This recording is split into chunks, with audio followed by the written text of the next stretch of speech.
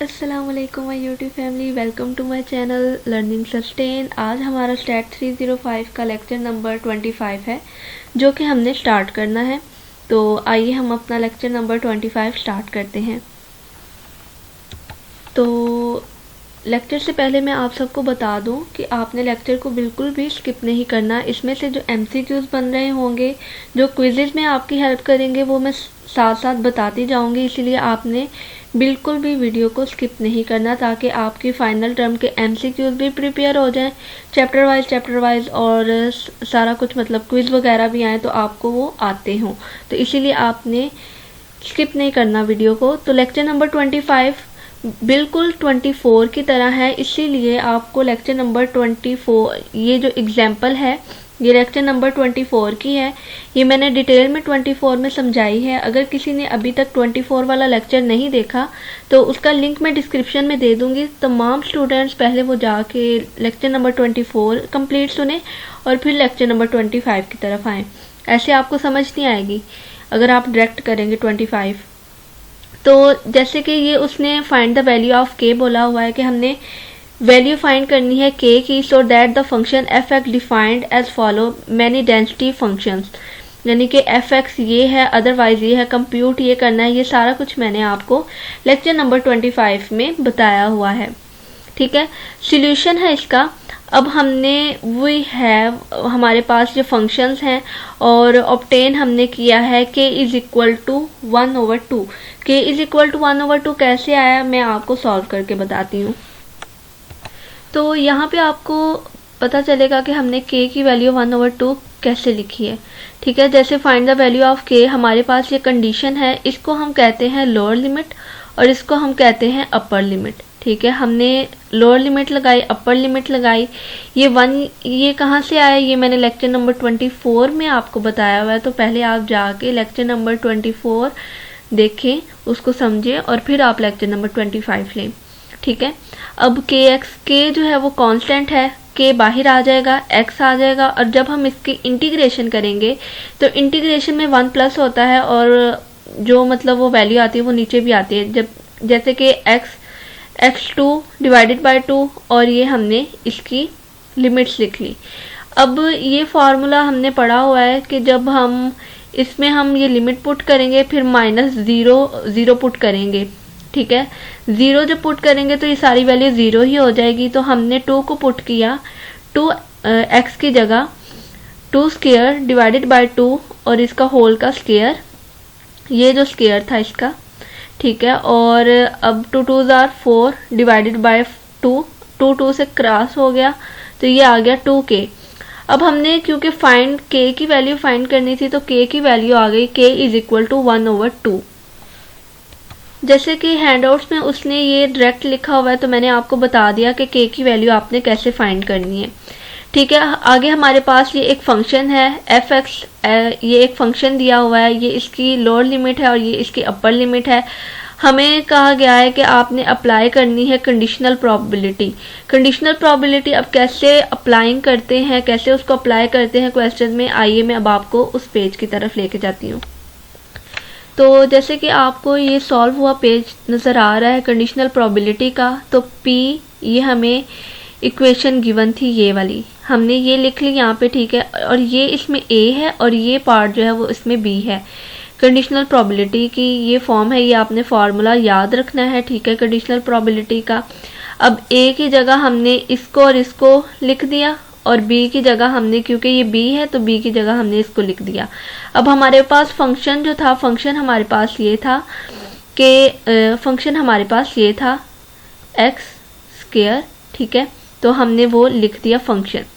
अब हमने फंक्शन लिख दिया x स्क्वायर, ये जो थी ये लोअर लिमिट थी, लोअर लिमिट लगाई और ये थी अपर लिमिट लगाई नीचे। फिर हमने इसी तरीके से इसकी अपर और लोअर लिमिट लगाई। बाद में फिर हमने इसकी इंटीग्रेशन की। इंटीग्रेशन जब हम करेंगे तो ये आ जाएगा x स्क्वायर ओवर 4 और नीचे भी x स्क्वायर ओवर 4। जैसे वहाँ पे डिवाइड का निशान है, ऐसे ही इसने यहाँ पे डिवाइड का सिंबल लगाया हुआ है। ठीक है, आप वैसे भी कर सकते हैं, ऐसे भी कर सकते हैं। इसको सिर्फ इतना ही उसने सॉल्व किया है। अब ये एक एग्जांपल है, ठीक है। A continuous random variable x has df fx as follow. ये एक फंक्शन दिए हुए हमें उसने, और ये उसकी आगे लिमिट्स लगाई हुई हैं, ठीक है। हमने फाइंड क्या करना है, pdf। पीडीएफ जो है ये लेक्चर नंबर 24 में है। लेक्चर नंबर 24 मैंने आपको बताया था कि बहुत ज़्यादा इंपॉर्टेंट है, इससे रिलेटेड बहुत ज़्यादा आगे जो है लेक्चर्स आपको मिलेंगे, तो आपने इसको लाजमी प्रिपेयर करना है और लास्ट तक देखना है। तो जिसने अभी तक लेक्चर नंबर 24 नहीं देखा, मैं आपको बार बार बोल रही हूँ कि उसका लिंक मैं डिस्क्रिप्शन में दे दूँगी, आपने वहाँ से जाके उसको देख लेना है। अब उसने ये हमें दिया हुआ है, ठीक है, और उसने हमें कहा है कि फाइंड करे पीडीएफ, ठीक है। ये बाय डेफिनेशन आपको ये एमसीक्यूज आ सकता है कि एफ एक्स जो है वो किसके इक्वल होता है, तो आपको पता होना चाहिए कि D over D x F x के इक्वल होता है। अब एफ एक्स 4x ओवर 5 कैसे आया, अब ये ऐसे आया। अब ये मैं आपको सॉल्व करके बताती हूँ कि ये कैसे आया। अब ये देखें, ये जो एग्जाम्पल थी, अ continuous random variable x has df, ये है। अब मैंने आपको बताना था कि ये 4x ओवर 5 कहाँ से आया, तो जब हम 2x स्क्वायर डिवाइडेड बाय 5 का हम डेरिवेटिव लेंगे तो ये 4x ओवर 5 आ जाएगा। जब हम इसका डेरिवेटिव लेंगे तो ये कांस्टेंट है, ये 0 आ जाएगा, प्लस ये 2 ओवर 5 3, x का डेरिवेटिव 1 माइनस इसका डेरिवेटिव 2x डिवाइडेड बाय 2, 2 से क्रॉस हो जाएगा और ये आ जाएगा 2 डिवाइडेड बाय 5 3 माइनस x। जैसे कि ये एग्जाम्पल में भी आपको सॉल्यूशन में दिया गया है, ठीक है, कि पीडीएफ को हम ऐसे फाइंड करते हैं, बाय डेफिनेशन के थ्रू हम उनके डेरिवेटिव ले लेते हैं, ठीक है। आपने ये याद रखना है। जैसे ये एग्जाम्पल है, find the expected value. Expected value जो होती है वो EX होती है, ठीक है। इसको मीन भी कहते हैं और इसको किस सिंबल से जाहिर किया जाता है, आई थिंक ये लेक्चर नंबर 23 में है, तो मैं दोनों लेक्चर्स का लिंक आपको डिस्क्रिप्शन में दे दूंगी। आप जब तक दोनों लेक्चर्स कवर नहीं करेंगे आपको यहाँ की इसकी समझ नहीं आएगी, इसीलिए बेसिक कॉन्सेप्ट वहाँ पे समझाए गए हैं। आप वहाँ से पहले उन लेक्चर्स को देखें और फिर इस लेक्चर को कवर करें। जैसे कि एक्सपेक्टेड वैल्यू है, ये आपको एमसीक्यूज के तौर पे भी आ सकता है कि एक्सपेक्टेड वैल्यू का फॉर्मूला लिखें, तो एक्सपेक्टेड वैल्यू को ऐसे डिफाइन किया जाता है। ये हमें एक फंक्शन गिवन है और x का x लगा लिया, ये कांस्टेंट था, इसको हमने बाहर लिख लिया। ये लोअर लिमिट है 0 लगाया, अपर लिमिट 1 लगाई। एफ एक्स हमारे पास क्या था, 2 1 माइनस एक्स, 2 कांस्टेंट था, 2 बाहर आ गया, अब 1 माइनस एक्स रह गया अंदर। अब x जो है वो इससे मल्टीप्लाई होगा, तो x 1 और x से मल्टीप्लाई हुआ तो x स्क्वायर आ गया। अब हमने इसका इंटीग्रेशन करनी है, ठीक है। अब हमने इसकी इंटीग्रेशन की, तो इंटीग्रेशन में क्या होता है कि ये x की 2 आ जाएगा और ये x की 3 आ जाएगा और नीचे भी वो वैल्यू आ जाएगी, ठीक है। फिर हमने इसमें 1 पुट करना है, 0 पुट करेंगे तो 0 हो जाएगा, 1 पुट करेंगे तो ये 1 ओवर 2 आ जाएगा माइनस 1 ओवर 3 आ जाएगा, ठीक है। जैसे कि ये हमें एग्जाम्पल में उसने बताया, इसमें उसने डायरेक्ट किया है कि 1 ओवर 3 आ गया। अब आप ये सोच रहे होंगे कि 1 ओवर 3 कैसे आया, हमने 2 और 3 का एलसीएम लिया, एलसीएम 6 आया, फिर एलसीएम इसको डिवाइड मल्टीप्लाई किया, 3 माइनस 2 आया, इसको सब्ट्रैक्ट किया, 1 ओवर 6 आ गया। जब हमने इससे इसकी कटिंग की तो 2 3 बार 6 और 1 ओवर 3 आ गया इसका। अब आपको पता चल गया कि हमने एक्सपेक्टेड वैल्यू कैसे निकालनी है, वो हमने इस फार्मूले के थ्रू, अगर आपसे एक्सपेक्टेड वैल्यू या मीन के बारे में पूछा जाए तो आपने इस फार्मूले के थ्रू उसको निकालना है। ये सिंपली उन्होंने ग्राफ बताया है, ठीक है। जब हम 1 ओवर 3 को डिवाइड करेंगे तो वो 0.33 आएगा, तो उसकी एक्सपेक्टेड वैल्यू जो आएगी वो 0.33 यहाँ पे बनेगी, ठीक है। तो उसने सिर्फ एरो लगाया हुआ है। ये जो ग्राफ वगैरह वो पेपर के पॉइंट ऑफ व्यू से इतने इम्पोर्टेंट नहीं है, आपको क्वेश्चंस आएंगे जो आपने सॉल्व करने होंगे, ठीक है। जैसे कि हमारे पास ये एक इक्वेशन है, EAX plus B is equal to, ये भी आपको एमसीक्यूज के तौर पे आ सकता है, AEX प्लस B, ठीक है। हमने इसकी प्रोबेबिलिटी निकालनी है, A उसने दिया है 3 और B उसने दिया है 5। अब हमने A की जगह 3 पुट किया और B की जगह 5 पुट किया। जो हमने ई एक्स जो था 3EX + 5, ई एक्स जो था वो हमने निकाला था 1/3, पीछे निकाल के आए ना, तो 1/3 से कट जाएगा और यहाँ पे रह जाएगा 1 + 5, तो ये 1 + 5 जो होगा वो 6 आ जाएगा। ठीक है, ये राइट हैंड साइड को हमने सॉल्व किया है इसको। अब हमने इसको सॉल्व करना है, तो हमने ये जो थी वैल्यूज पुट की, जो हमारे पास इक्वेशन थी, फंक्शन जो था हमारे पास वो ये था, 2 कांस्टेंट था, 2 को बाहर ले आए और इसकी जो लिमिट्स थी 0 से 1 तक थी, 3x + 5, और ये जो आगे फंक्शन था वो लिख लिया। अब हमने इसको आपस में मल्टीप्लाई किया, जब हम 3x को 1 से मल्टीप्लाई करेंगे तो 3x आ जाएगा, और जब फिर हम इसको x से मल्टीप्लाई करेंगे तो ये -x² आ जाएगा। इसी तरह हमने इसको मल्टीप्लाई किया, 5 को 1 से 5 आ गया और फिर 5 को x से तो -5x आ गया। फिर हमने क्या किया कि इसमें से 5 में से 3x को निकाला तो 2x आया, और 5 के साथ माइनस है बड़ी रकम के साथ, तो इधर माइनस आएगा, और फिर यहाँ पे -3x² + 5, सॉरी, यहाँ पे अब हमने इसकी इंटीग्रेशन की। इंटीग्रेशन जब की तो ये पावर्स में जो रकम थी वो नीचे भी आई है, इससे कट डाउन हुआ और ये आया -x² - x3 + 5x। यहाँ पे उसने सिर्फ आगे पीछे करके लिखा हुआ है, 5x पहले लिखा हुआ है, -x² - x3। 0 पुट करेंगे तो 0 आएगा, 1 को पुट करेंगे x में तो 5 1 -1 -1, तो इसको हमने जब सॉल्व किया तो ये 3 आया और 2 3s are 6, तो इससे प्रूव हुआ कि राइट हैंड साइड इक्वल है लेफ्ट हैंड साइड से, तो ये वेरीफाइड हुआ कि प्रॉपर्टी इज वेरीफाइड। ठीक है, तो इस तरह के क्वेश्चंस आपको आ सकते हैं कि वो ये ऐसे दे दे और वैल्यूज दे दे आपको, तो ये लॉन्ग क्वेश्चन के तौर पे बहुत ज़्यादा इंपॉर्टेंट है। तो ऐसे ही इस तरह आपको ये क्वेश्चन भी आ सकता है कि अगर हम b को 0 पुट करें तो क्या आएगा। तो जब हम b को 0 पुट करेंगे तो ये EAX = AEX आ जाएगा, क्योंकि b 0 हो जाएगा, तो ये सिंपल फॉर्म इसकी ये आ जाएगी। जैसे हमारे पास एक कंटिन्यूस रैंडम वेरिएबल है और हमने PDF है ये इसकी, और हमने फाइंड करने हैं फर्स्ट 4 मूवमेंट्स। जब आपको ऐसी कंडीशन दी जाए जिसमें आपने फर्स्ट 4 मूवमेंट्स फाइंड करने हो तो आपने मीन का फॉर्मूला लगाना है। ठीक है, ये जो हम पीछे करके आए हैं, अब x का x ऐसे ही आ गई, ये कांस्टेंट था फंक्शन, ये बाहर आ गया और ये ऐसे आ गई।